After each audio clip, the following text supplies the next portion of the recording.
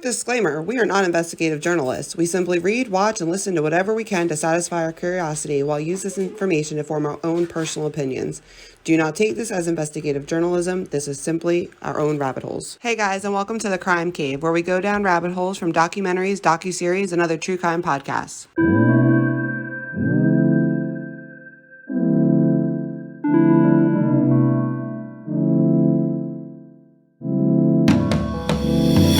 Crime Kids, we're back with a new episode. I'm Rachel.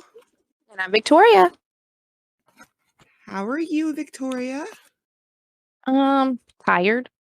Storms were a lot today, so that was fun. How are you? Yeah, I'm thankful my house is still standing. And I think the weather guy was a little overzealous with that storm because he had me wanting to have a heart attack. But everything's good. We're all good. Eli did his first day of preschool. We're all good. We're all good in the hood. Yep. All right. So before we jump into anything else, we wanted to give you guys an update on a case we previously spoke about. Thomas Spoda and his assistant, who we talked about in the Long Island serial killer episode, has been sentenced to 5 years in prison and was also ordered to pay $100,000 fine. Oh, that's a lot of money. It is.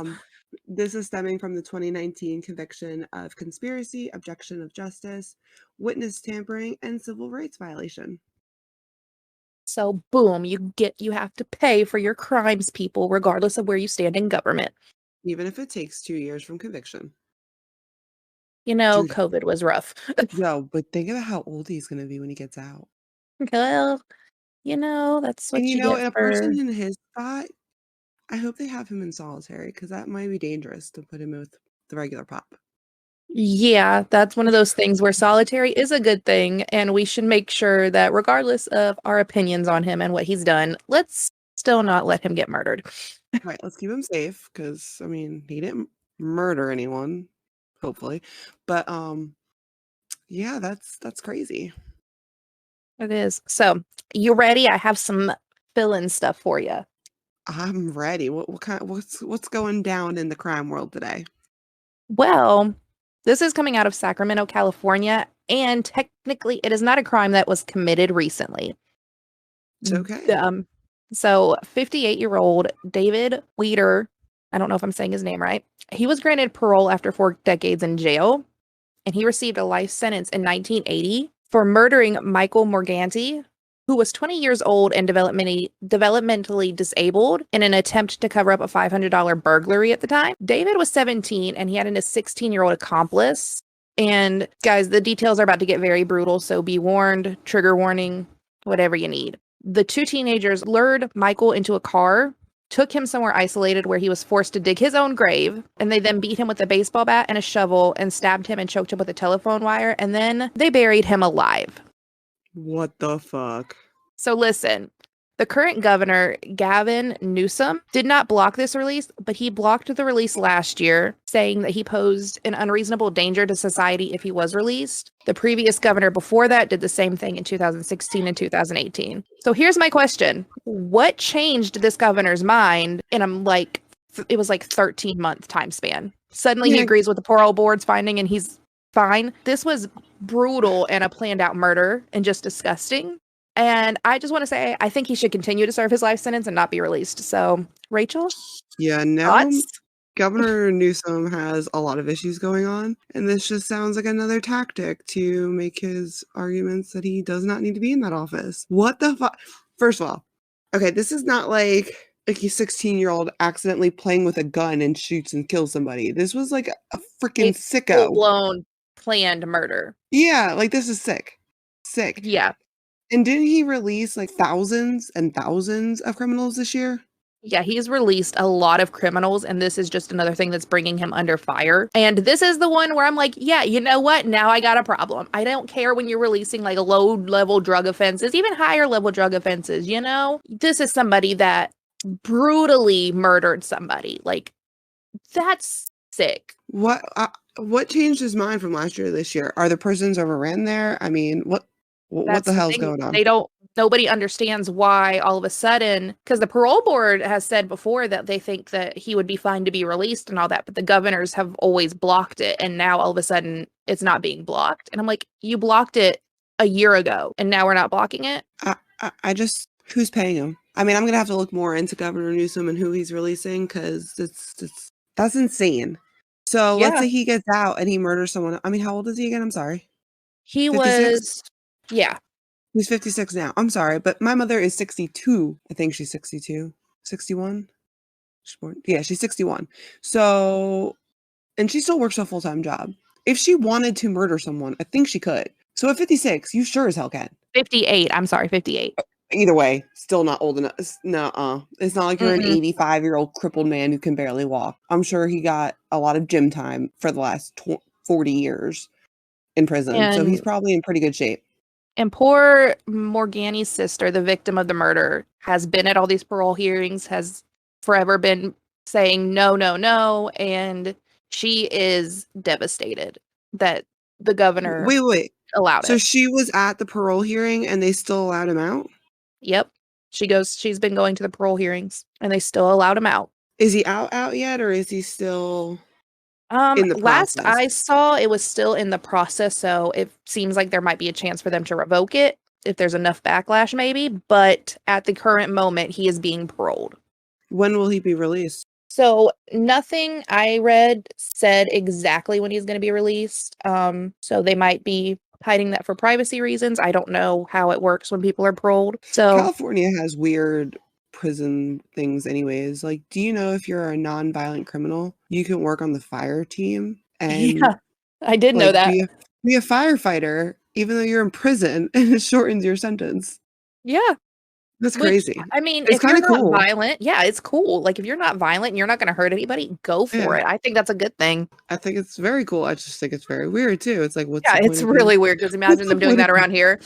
right? Like, what's the point of being in prison when you literally have like a housing and it's like a regular house, and it's crazy. But yeah, well, let's hope that is ended and he doesn't get released, and Governor Newsom goes somewhere, because at this point, California is like its own country with its craziness. It is. It's weird. Very weird. Okay. Well, today's documentary was inspired by last week's Friday the 13th search. While I was searching for a crazy case, I stumbled upon this case that I haven't thought much about since college. Not only have I not thought about it since college, but I learned a lot once reading it, because what we learned in college wasn't actually the truth. But the murder of Kitty Genovese. This crime took place in the very early hours of March 13th, 1964 in Kew Gardens, New York. And it was made infamous by the New York Times story that stated there were 38 witnesses that listened and watched a woman scream while getting stabbed over 30 minutes through two separate attacks. Winston Moseley was convicted of her murder and sentenced to death in 1964, but in 1967, 2 years after New York abolished most capital punishments, Winston won an appeal that reduced his sentence to a life sentence, but we'll talk more about him later. We did watch The Witness, a documentary that showed Moseley, Kitty's brother's Bill, search to find the truth on what happened the night of his sister's murder. This was released in 2015 for the New York Film Festival and was later given a limited release in 2016. We were watching Bill's search, and this is different from the other docs we see because most of the time people looking into cases and wanting more information are investigating journalists. So this was interesting. It was like inside the family struggles and a need for answers. So what are we rating this doc? Okay, so while it was interesting and gave like a cool insight, I'm not into the film festival type films, and you can really tell this was a film festival type film. So unfortunately for me, even though it was interesting, it is only a 5. What about you? Where do you stand? So I'm going to go with a 5 as well. And the only reason why it's getting a 5 is because it was so different from what I originally learned about the Kitty case.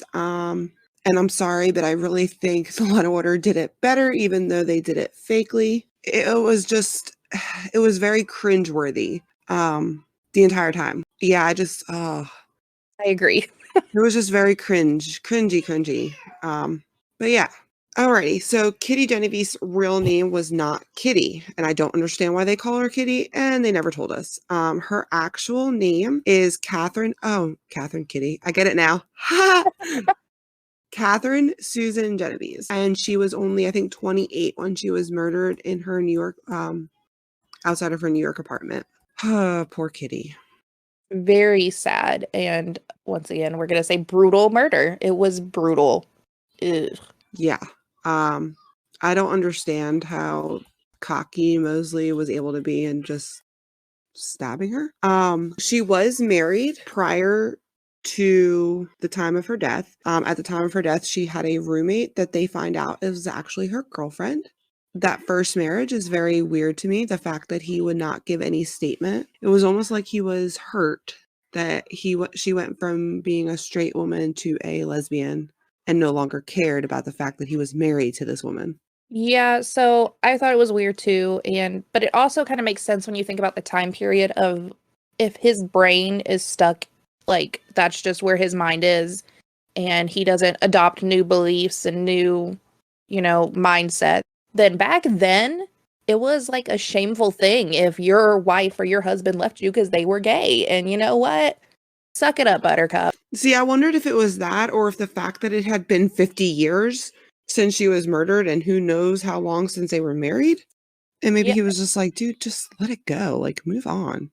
Yeah, I mean, it could have been, but that was a thing, is nobody knows. It's just the response in that documentary was very much where he's like, what happened between me and Kitty will remain a mystery. And I'm like, you're dramatic. Very. And then it's kind of like, is that what it really said? Or did he just type up something to make it say that? Exactly. That's Like, did he why actually this respond? doc was a 5, guys. Like, it was so cringeworthy.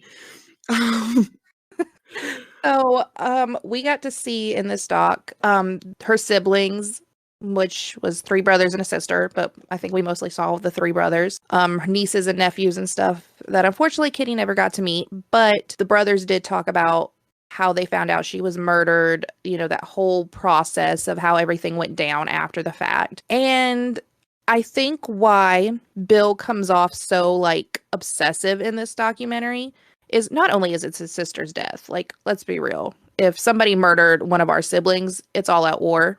So it's just, I think to me, all the other siblings seemed really uncomfortable. Anytime, like, he would sit them down to talk about it, they seemed super uncomfortable. And I think that's because of how it was handled when they were kids.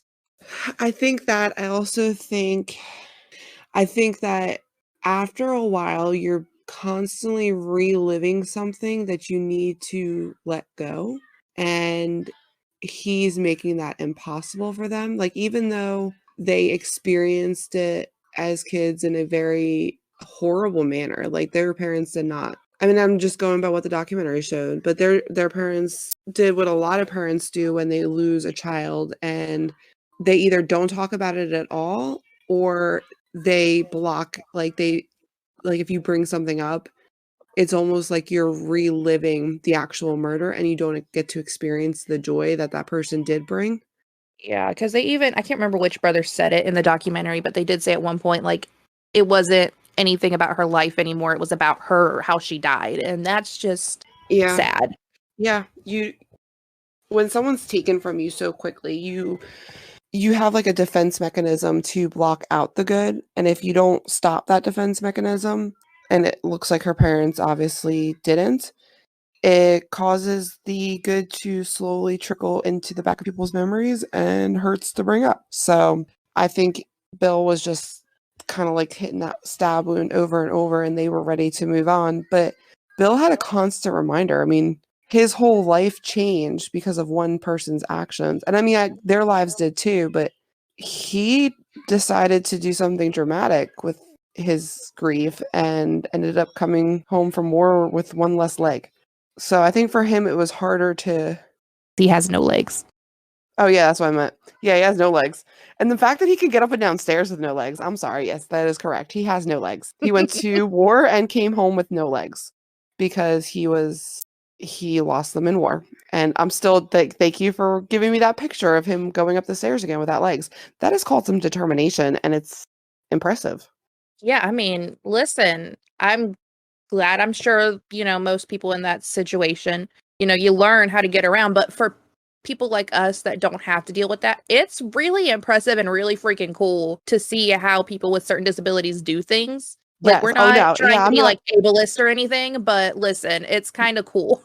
Yeah, no, I'm giving that man all the props in the world for that fact because that takes some determination. That takes a lot of willpower because a lot of people would just say, screw it, and I don't have Mhm. legs, so I'm just gonna sit here. But Bill did not. Bill was living a very active life. Mhm. And I think that was pretty cool. And, I think, I I think think, Bill's a really cool man, but I think he has a lot of demons that he is never gonna get rid of because again, he just looks down and there's a reminder. yeah. So I think I am really hopeful that doing this documentary really helped him deal with what he needed to deal with and finding out the truth about what happened, which leads us into our next conversation, which is the New York Times and all the false news that was spread. Rachel, would you like to lead us off on Oh, this? oh, will I? Because the amount of false news that was spread with this story was so eye-opening. So eye-opening. For one, the fact that they say no one cared, except somebody cared so much they held her as she died in their arms. Mrs. Farr was Kitty's friend and another tenant within inside the apartment complex.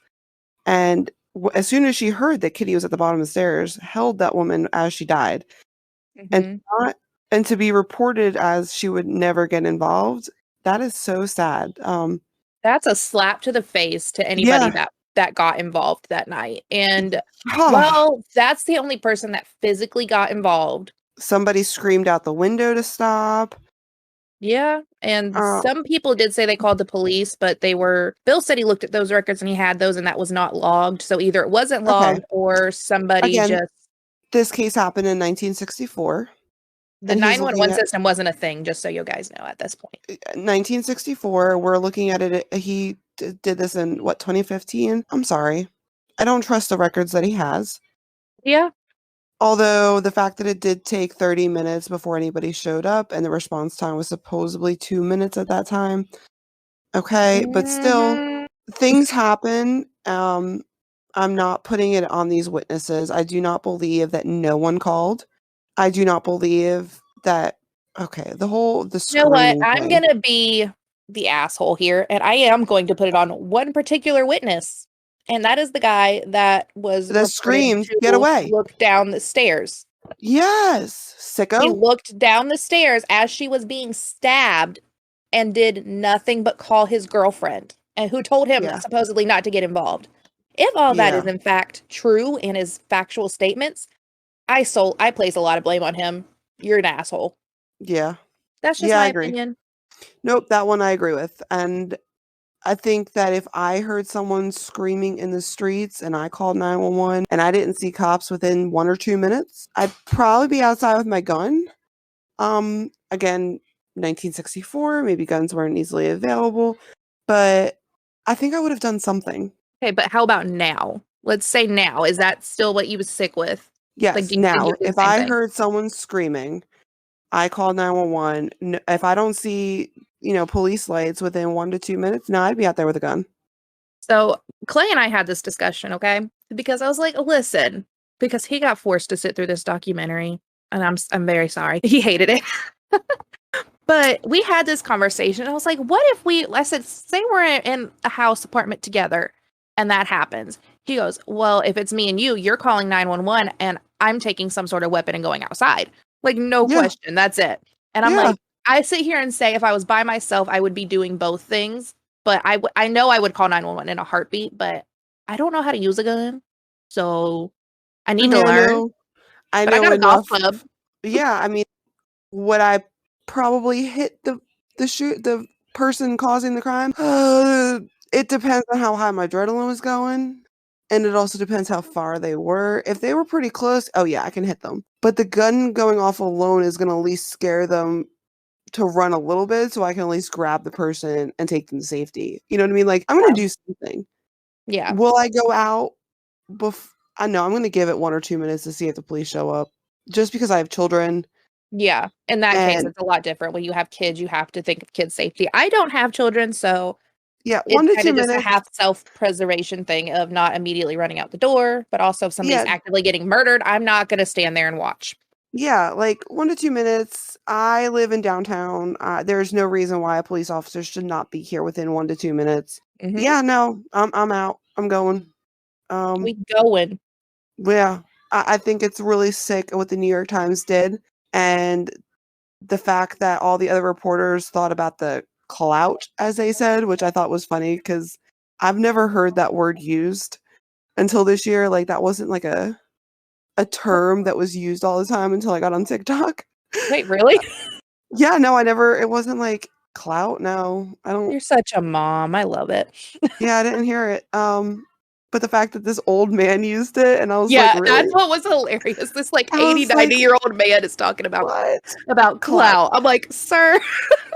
it makes me wonder how the fact that like Facebook and all the other social media platforms right now and their false news little reports, it's like how many of them are actually false or how many of them are false. You know what I mean? It's like I don't trust anything now. Listen, I got flagged on Facebook for false news for a freaking meme that was just a joke.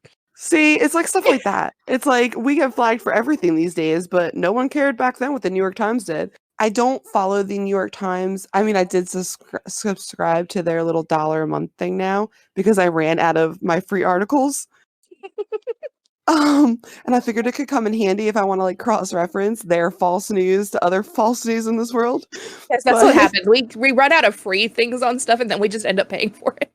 yeah, and the fact that I don't truly believe everything they say now is I kind of hate giving them their dollar, but I needed to know more stories and I couldn't get them. So, but yeah, Because what they said was just taken as fact. Nobody checked behind them. All the nobody, other newspapers were just putting out the same thing the New York Times was saying. And I'm like, the fuck? and they even admitted it. They Yeah, admitted it. they admitted They it. And they're just like, yeah, we just went with it. And I'm like, they wrote books like college articles. Like what we learned in college came from this New York Times article that wasn't even true. and friends, this is why you should question anything you think you know because it might not be factual. You might And have this been is why taught you the wrong shouldn't things. pay for tuition because it may not be worth it. Just kidding, kids. Go to college. There's nobody under the age of 18 listening to us, but still go to college. Go to college. Or Go to do a trade college. skill. I But don't care. Do whatever you want. I mean, hell, go to college and don't use it and get a license and then start a podcast. So whatever. Okay, Um, so let's yeah. talk about Mr. Mosley and his Which crazy one? ass. His son We're or gonna talk him? about the father first. Oh. So listen, what led he did not initially get caught for Kitty's crime, for Kitty's murder. That's not what he was caught for. That's not what he was arrested for. He was arrested because he stabbed and raped another woman. Like he stabbed her, drug her back into her home, raped her. Her family was upstairs. He then set like paper around her and set that on fire. So he set the whole house on fire. That's what he was caught for. And while he was there, he just confessed. He confessed to murdering Kitty. Wait, what about the father and son who caught him too? Like physically caught him. Did you remember that part? I don't remember that part. Black black family, black husband and father Oh, and yeah, husband. yeah. Okay. Nobody even acknowledged that they Yeah, that they did they actually stop a caught him. murderer? Yeah, they caught him. This story is literally all over the place, guys, and there's so much shit that was just fucked up. Random. Like the whole this is why this documentary got a 5. It was Yeah. just so thrown together in indie form that like you had to literally sit there and take notes the entire time or you were going to miss something because Like we just did. Like we just talked about the father and son because there was so much of jumping around. And if you're good, listen, we might jump around. We do. I'm aware of it. We're also not we're learning how to not film. right. And we're not professionals. We're just over here having a good time. We don't claim to be either, and we're not getting paid for it either. As you see, there are no sponsors in our commercials. We don't have commercials. You're welcome. For Anyway, now. so he did get caught for murdering somebody else. This is Mosley. So He's he did. scary looking too. Oh my God, he was scary looking. He escaped from prison. He escaped after being sentenced and being put in jail. He escaped and went on to Was it just hold hostages, Rachel? I think he raped the hostages too. Of course he did. I could be Again, wrong we on said that. this last episode, don't rape people, guys. Don't kill people. Yes, again, So, remember Rachel's TED Talk last week? Whatever you do to that one person, it trickles down and Rich, spiderwebs I out. really want to look into see if there's anything about his life, because now I'm curious. I just thought about that. Anyway, so then gets out, escapes from prison, has hostages, possibly rapes them. We're not positive on that. Don't quote us on that. They get him again. He goes back to jail. He then takes place in the infamous Attica Riots. So, and that's just a whole nother mess. And I don't know enough details about that to specifically talk about it, but just people were killed. It was a prison riot. People were killed. It was bad. And if you don't know where Attica is, it's in New York. It's on Law and Order all the time. Like, that's the actual mostly prison. how I even knew it existed, was Law and Order. I've drove by it. Well, Sure. not actually you can't drive by it, but like I've drove in the area where you could go. But you could see it. That's cool. You can see it. So in this documentary, okay, we end up meeting Mr. Mosley's son, who is a reverend. Reverend Mosley. Reverend Mosley. And he has a conversation with Kitty's brother, Bill, who is the main focus of this documentary. I kind of found him to be a little automatically on the defensive, and I understand a little bit why, because he has obviously probably worked a very long time to undo what his father did. Yeah. Again, this is on the whole, when you're a bad person, it trickles, because that poor kid, because he was a kid at the time of his father's arrest, had to live with the aftermath of being a murderer's son. Yeah, and when he's talking to Bill, so he explains to Bill what his father told him happened that night. And that what he told him happened that night is Kitty was yelling racial slurs at him. Which I don't believe. I don't believe it. I do not. Because then later, so Bill was trying to go meet up in prison with Winston Mosley. And Winston was like, no, thank you. But he did write him a letter. And in that letter, Winston changes the story of what happened that night. Mm-hmm. Like, excuse me.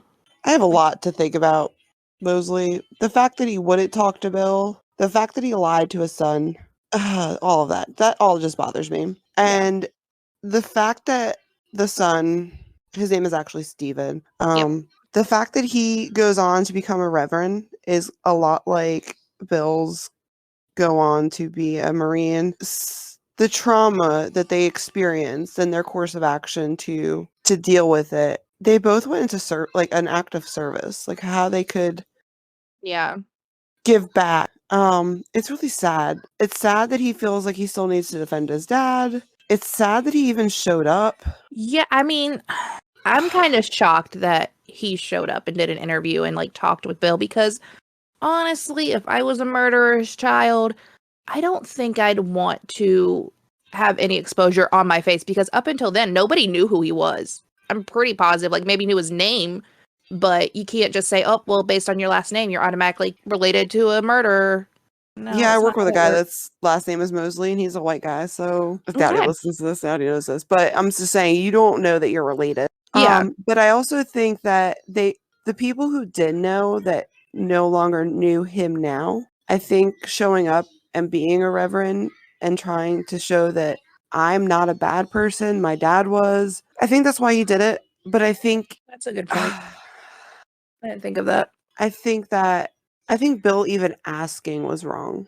You know, I just think it was wrong all the way around. It's like, you may want to still carry this hurt, and that's every right. You have the right to do that. You had every right to try to speak to the murderer, but you did not have the right to contact his son, who, as you could see when you looked him up, he was a reverend. I mean, you had to see he was trying to do the right thing. Why bring all that back to him? You know what I mean? Yeah, and then the reason, guys, I said he was automatically onto the defensive isn't just because of what he said his father told him. Apparently, there is another Genevese family in New York that is known for crime of some sort.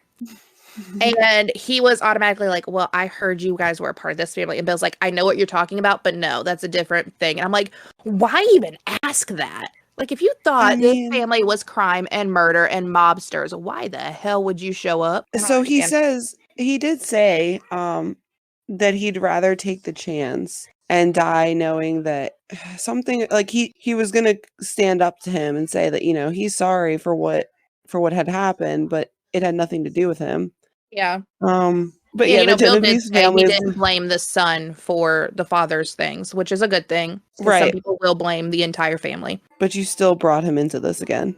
Yeah, you brought him You know into what I it. mean? So But the Genovese crime family we should talk about in future episodes because the whole mob families are they're just amazing to me. I I have have some a crazy sick stories. obsession with mob families. Well, living in New Jersey as a child, around a lot of Italian people, they all had their own little.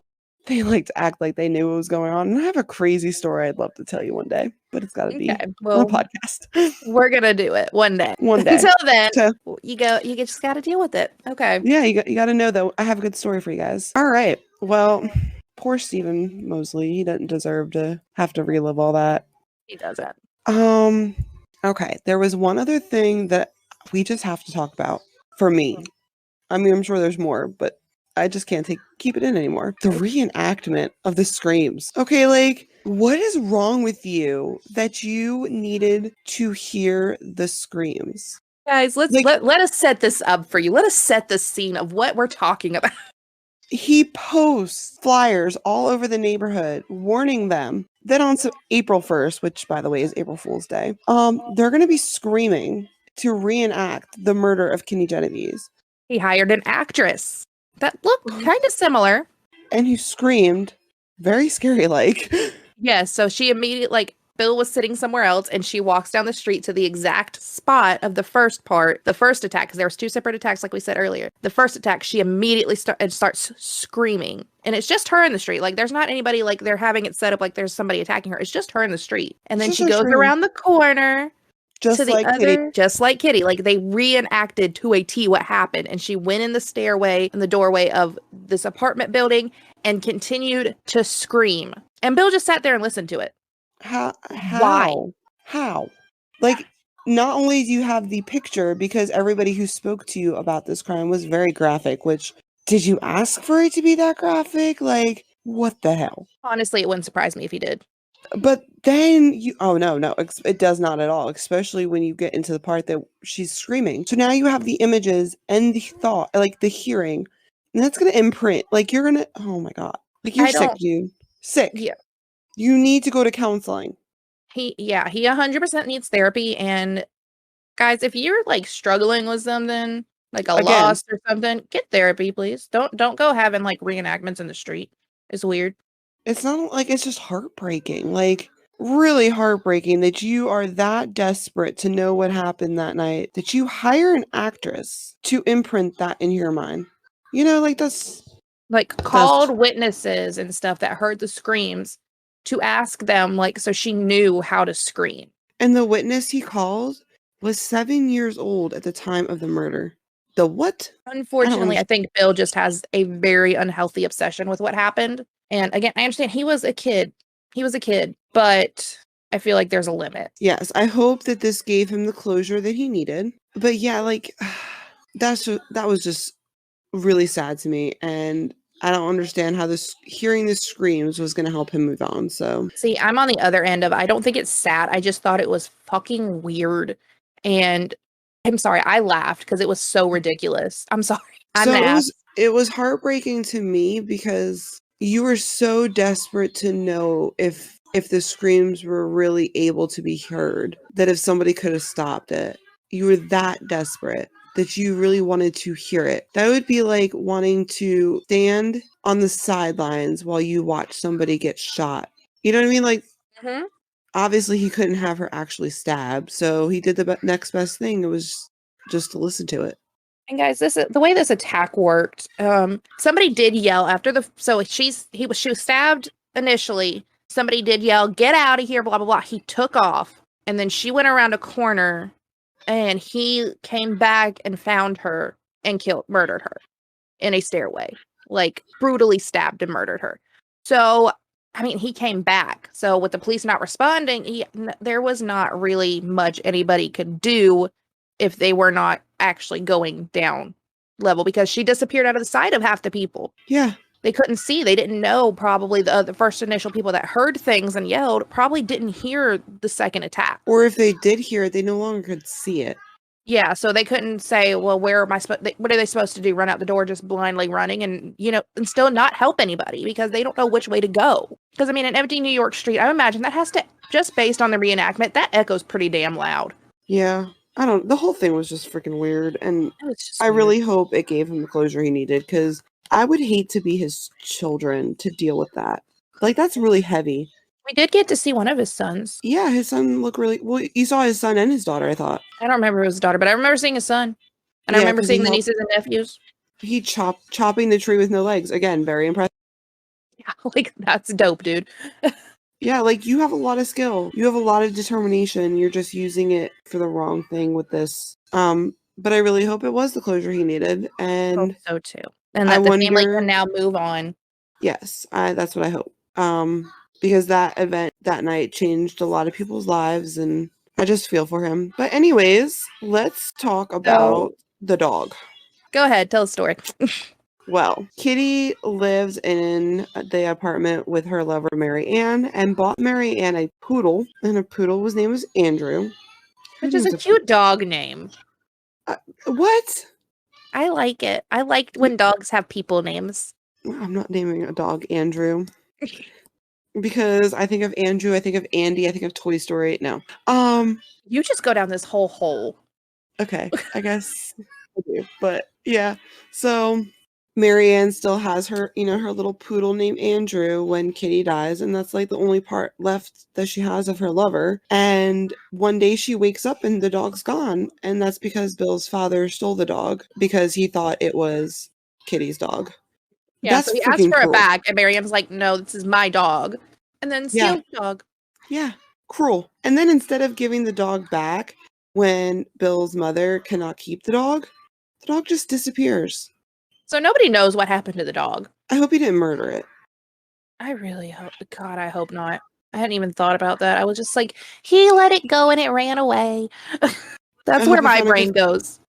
Hope he found a good family then. But how cruel is that? Like, I understand you're hurting, but to just take someone's dog, and then when you realize you can't actually keep this dog, you could have brought it back. Yeah, I don't think she would have called the cops or anything, dude. You could have just brought the dog back. She didn't even know where the dog went till Bill told her. Yeah, which sucks. So all that time, she had no fucking idea. From the time Kitty died. 50 years later. Yeah, 50 years. She had no idea what happened to her dog. And she still loves and misses Kitty too. So how it hurts my heart. Yeah, it really hurts. I mean, that was just really sad. Yeah, that part of the situation was just horribly sad and horribly fucked. And that's one where that's the only thing in this documentary that seemed genuine to me. That conversation seemed very, very genuine. And like it wasn't forced from one person to the other, but it was so, why a lot of genuine, she refused to allow him to videotape, only record audio. Yeah, I think that's part of it too. I agree, because audio, there's less pressure. Yeah. You're just talking. Yeah. Wait. Let's back up a minute. Do you remember the part that he goes into the one boy's, he's a man now, but it was the boy's apartment? Yeah. How did they get in there? Like, does that man still rent that apartment? I was thinking about this. I was like, either they still rent it or they got permission to use it. Because I know another woman gave permission, didn't have any part of the documentary. But when he goes up into her room and you had the access down to the street to see where she was standing for the initial attack. Yeah. He did get permission to do that, but I just thought that was weird too. The whole thing was freaking weird. Listen, okay, wait, while we're on the subject of weird things, I just thought of something else. The whole thing when he goes and meets those two guys from that bar that she worked at? Yes! What the fuck was that? These old men are drinking beers? We're all drinking beers and talking about this, and he's asking... Okay, to me, it's inappropriate to ask, did everybody know she was gay? I think that was more shocking to him. I don't think he knew. And so he kind of felt like, well, why didn't she tell me? Because she told me everything. She always was talking to me. I mean, maybe because at the time it wasn't accepted and she didn't know what you were going to do. Yeah. I just think the whole thing was cringy, okay? It was, guys, do not watch it. I will tell you again, it was called The Witness. You can watch it on Amazon. You can watch it on AMVD. It's just not. What rating did it get? Surprisingly, it's high rated. Like, I think it's high rated because you usually don't see the victim actually do their own documentary. yeah, I think that might be. But I also just thought of something that made me laugh. I remember I was looking at the website specifically that's for this documentary, and in the background on the main page is like the newspaper quotes, and I just remembered one of the top ones that you see is New York Times, and it made me laugh. So it got rated a 7 out of 10 on IMDb and a 90% on Rotten Tomatoes. What the fuck? All right, so this is what I think why. I think if I didn't know anything about this case and I was just finding it, I think it would have been interesting. Listen, I did not know about this case going into this documentary. I didn't know nothing. And you told me the name, that's all I had. And then I searched to see if there was a documentary. And I was like, oh, okay, great. Because sometimes that's a little bit easier to learn some of the basic information and then kind of go from there. So it was interesting in the fact of I didn't know anything about it, but still was, oh God. Yeah. I think he was just too close to it. I think that's my problem. He was too close to the case. This is why normally you don't see families doing this because they are too close. Yeah, I don't know. Either way, if you watch it, let us know what you think, I guess. Maybe we're being too hard. Our rating, and if we're being hard. Yeah, and I hope Bill doesn't know what we think about his film because I hope it really was therapeutic for him.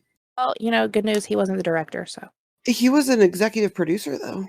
Well, yeah, but, I kind of blame more of the angles and stuff. Certain things that made it cringy were the angles and things, and I blame that more on the director. Yeah. But anyway, so Winston Moseley did die in jail in 2016 at the age of 81. So he was never released from prison. He served his sentence. He died at the age of 81 in prison. So that's really where that ends. Also, the woman who was Kitty's friend that held her as she was passing has also passed away. She passed away last year in 2020 in Manchester, New Jersey, which is not far from where I'm from. And yeah, it was really sad to hear that she had passed. I kind of think it was COVID related, but I could be wrong. You could have just let me not know that.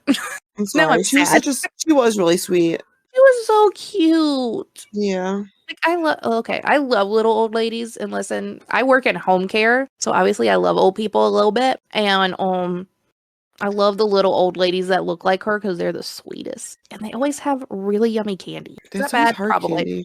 It's always hard candy, but it's so good. All right, guys, thank you for joining us on this episode of Crime and Chill, and please be sure to join our Facebook group, Crime and Chill Fam, to talk about this documentary and any other documentaries you might want us to watch and talk about, or cases you want us to talk about, because we're down. And we will see you guys next week. Bye.